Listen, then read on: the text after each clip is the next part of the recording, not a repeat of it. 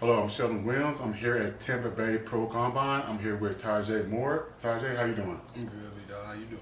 I can't complain. I can't complain. Well, first I want to say, I saw the second day you kind of tweaked your ankle a little bit. I want to know how you doing with that. I'm fine. I'm just good. Just got some ice on it. I'll be alright. I saw you kind of went through it and kept playing and not really one. I know the scouts out there, but you showed your toughness. How you still able to play through little nagging things that's going to come up regardless in games as much as you're going to play.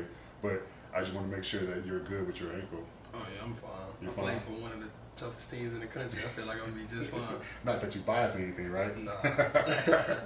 Nah. But speaking about your teams, you had a journey yourself where you started off in Cal State Bakersfield, right? Mhm. Before coming over to Houston with Coach Sampson. Mhm.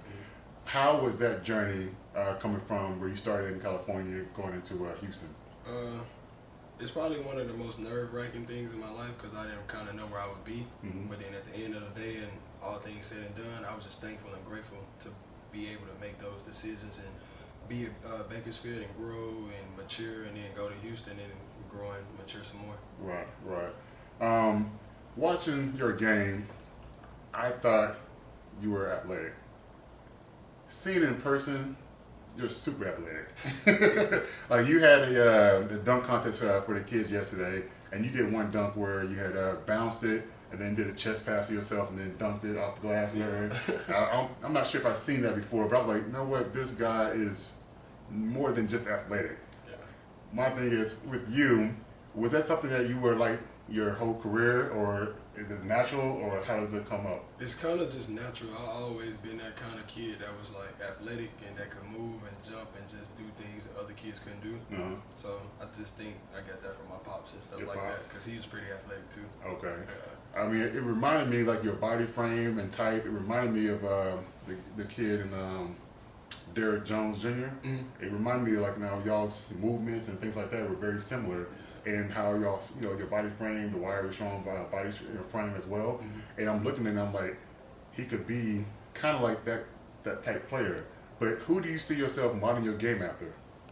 Honestly, me, I just like playing defense, hitting open shots, things like that. Just being athletic. I try not to like compare to nobody, but then like if I had to, my favorite player is DeMar DeRozan. DeMar DeRozan? Because I like mid ranges. I know he could play the 1 through the 5. The 1 through the 4 if he had to, Mhm. and just switch it up and do things that other people can't kind of do.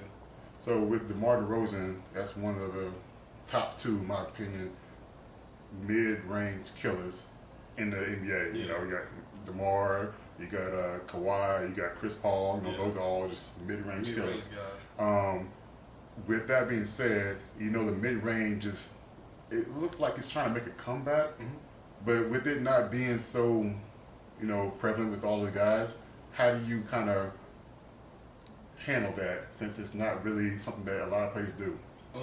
Honestly, I just try to make the shot. I feel like if you make the shot a amount of times, people really just can't say nothing to you. And then if you make the shot in certain areas and certain things, they might just think like, oh, you're a mid-range. Like you like the mid-range. Mhm. Like Coach Sampson, he likes to shoot threes. He was an NBA assistant coach and things like that. So he always used to tell me to shoot the three. And then when he realized I kind of like mid-range more than threes, he really didn't say much because it was pretty good. So I think that's kind of how like things transition. Like if you see a person doing good at a specific area, you help them get better at like 3-pointers and things like that, but you don't take away his mid ranges. Right, right, and that's what Sampson. He's a good coach. Yeah, I great know coach. some coaches might try to fit a player for their, scheme, Mm-hmm. but for him to sit there and say, "No way, I'm gonna take what you do well, and I'll go ahead and fit myself around it," that's a sign of a good coach. Yeah. But speaking of Coach Sampson, coming into your next chapter of your life, what advice did he give you to prepare yourself for not only this combine but trying to be a professional basketball player? He always used to tell me that if you want to be a pro, you gotta wake up with things on your mind that people don't want to do that you might have to do. Mm-hmm. And just taking it day by day, you're gonna have your aches, you're gonna have your pains, you're gonna have days where you don't want to do it, but that builds character. That shows who you kind of are as a person. And GMs and other agents and things like that, they'll more likely appreciate you for things like that because they know you're a fighter. And that's all I want to do is be able to fight through things. Well, I mean, that's what Coach Sampson goes after. His tough no guys, that gritty, that fighting. Yeah. Yeah, and the thing is, I love watching y'all play because y'all play hard and y'all play aggressive.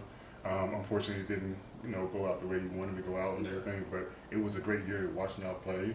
I want to say congratulations on going to the next chapter of your basketball career. Finish off this week, successful and stay healthy. And I'm looking forward to seeing more from you. All right. You too. All right.